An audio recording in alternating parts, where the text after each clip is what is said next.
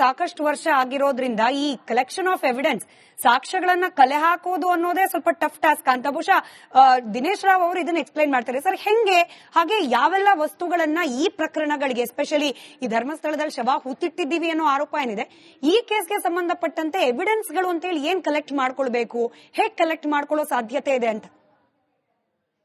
ಅಲ್ಲ, ನೋಡಿ, ಇದು ಫಸ್ಟ್ ಇನ್ವೆಸ್ಟಿಗೇಷನ್ ಮಾಡ್ಲಿಕ್ಕಿಂತ ಅಂದ್ರೆ ಎಕ್ಸುಮೇಷನ್ ಮಾಡ್ಲಿಕ್ಕಿಂತ ಮುಂಚೆ of course there is one preliminary details ಇಲ್ಲ ಇನ್ವೆಸ್ಟಿಗೇಟಿವ್ ರಿಪೋರ್ಟ್ಸ್ ಏನಿದೆ ಅದರ ಆಧಾರದ ಮೇಲೆ the focus of exhumation will also be adapted. So once exhumation ಆಗಿದ ತಕ್ಷಣ ನೋಡಿ, ಯಾಕಂದ್ರೆ ಅವ್ರು ಹೇಳ್ತಾ ಇರೋದು ಇನ್ಸಿಡೆನ್ಸಸ್ ಸೆಕ್ಷುವಲ್ ಅಸಾಲ್ಟ್ ಆಗಿದೆ, ಆಮೇಲೆ ಕುತ್ಕೇಜ್ಗೆ ಸಾಯಿಸಿದ್ದಾರೆ, ಆಮೇಲೆ ಬೇರೆ ಯಾವ ರೀತಿ ಮರ್ಡರ್ ಮಾಡಿದ್ದಾರೆ ಅಂತ ಅವರು ಅಷ್ಟು ಉಲ್ಲೇಖ ಡಿಸ್ಕ್ರೈಬ್ ಮಾಡ್ತಾ ಇಲ್ಲ. ಬಟ್ ಇದೆಲ್ಲ ಬದಿಗಿಟ್ಟು ಒನ್ಸ್ ನಾವು ಎಕ್ಸುಮೇಷನ್ ಮಾಡಿದಾಗ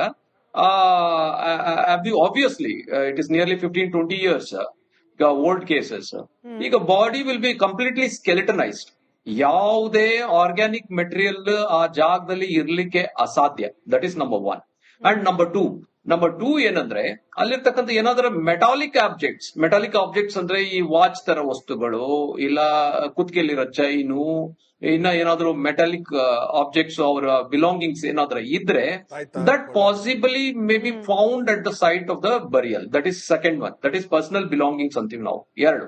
ಆಮೇಲೆ ಮೂರನೇದು, ಈ ಒನ್ಸ್ ಬಾಡಿ ಇದು ಏನು ನಾವು ಸ್ಕೆಲೆಟನ್ ಎಲ್ಲ ನಾವು ತೆಗೆದುಕೊಂಡ that helps in the identity. Another factors which helps in the identity ಅಂದ್ರೆ ಒಂದು based on the bony markings and the features, and ಅದರ ಆಧಾರದ ಮೇಲೆ we will be able to confirm ಇವ್ರದ್ದು ವಯಸ್ಸು ಎಷ್ಟು ಮತ್ತು ಇದು ಹೆಣ್ಣೋ ಗಂಡೋ ಅನ್ನೋದು. That is also can be easily made out. And ಆ ಸ್ಟೇಚರ್ ಅಂದ್ರೆ ಎಷ್ಟು ಹೈಟ್ ಅಲ್ಲಿ ಇದ್ರು ಅದನ್ನು ನಾವು ಹೇಳಲಿಕ್ಕೆ ಬರ್ತದೆ.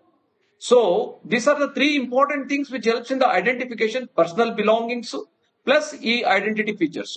ಇದರಿಂದ ಇನ್ವೆಸ್ಟಿಗೇಷನ್ಗೆ ತುಂಬಾ ಸಹಾಯ ಆಗುತ್ತೆ.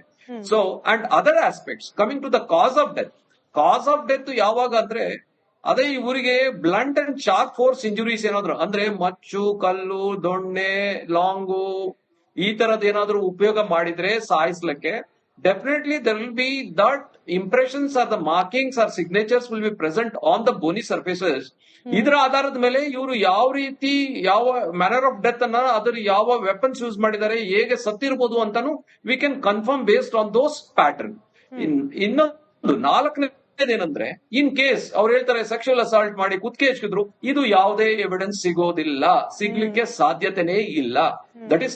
That is what is called a deterrent or the shortcomings in such sort of exhumation or investigations.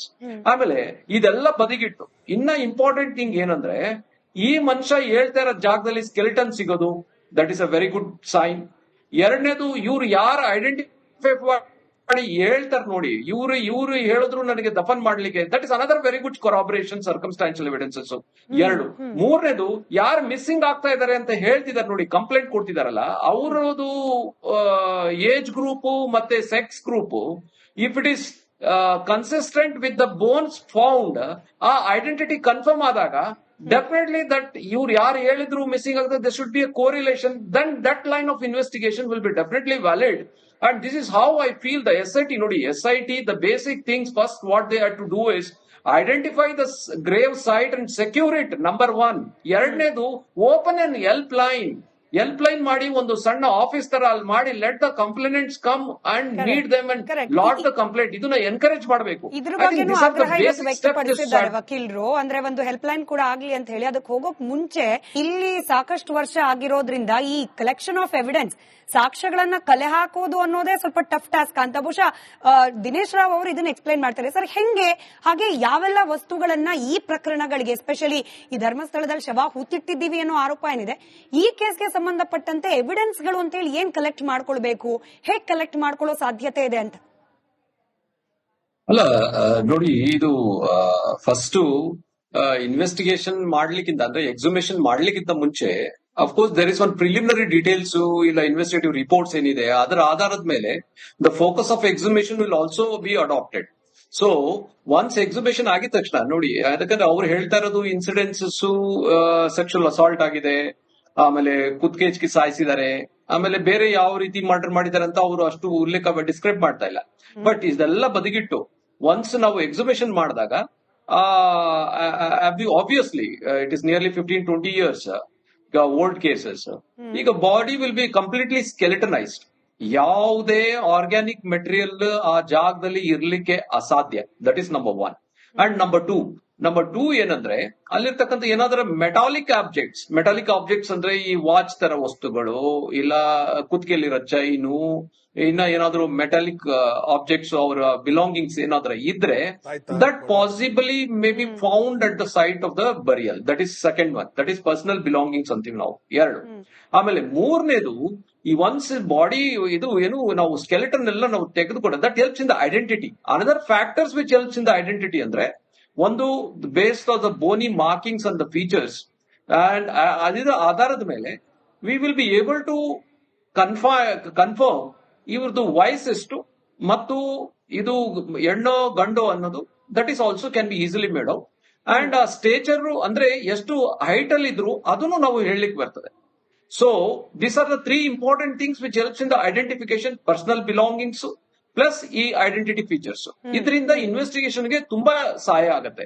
So and other aspects coming to the cause of death ಯಾವಾಗ ಅಂದ್ರೆ ಅದೇ ಇವರಿಗೆ blunt and sharp force injuries ಏನಾದ್ರು ಅಂದ್ರೆ ಮಚ್ಚು, ಕಲ್ಲು, ದೊಣ್ಣೆ, long ಈ ತರದ್ ಏನಾದ್ರು ಉಪಯೋಗ ಮಾಡಿದ್ರೆ ಸಾಯಿಸ್ಲಿಕ್ಕೆ, definitely there will be that impressions or the markings or signatures will be present on the bony surfaces.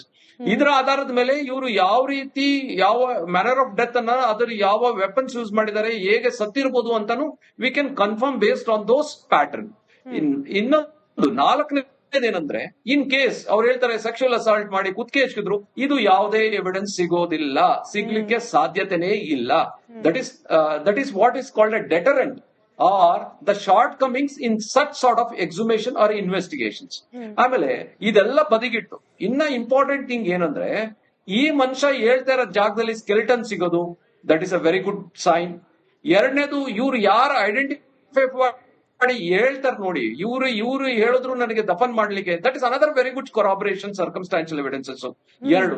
ಮೂರನೇದು, ಯಾರು ಮಿಸ್ಸಿಂಗ್ ಆಗ್ತಾ ಇದಾರೆ ಅಂತ ಹೇಳ್ತಿದಾರೆ ನೋಡಿ, ಕಂಪ್ಲೇಂಟ್ ಕೊಡ್ತಿದಾರಲ್ಲ, ಅವರದು ಏಜ್ ಗ್ರೂಪ್ ಮತ್ತೆ sex group, if it is consistent with the bones found, ಆ ಐಡೆಂಟಿಟಿ ಕನ್ಫರ್ಮ್ ಆದಾಗ ಡೆಫಿನೆಟ್ಲಿ ದಟ್ ಇವ್ರು ಯಾರು ಹೇಳಿದ್ರು ಮಿಸ್ಸಿಂಗ್ ಆಗ್ತದೆ, there should be a correlation, then that line of investigation will be definitely valid.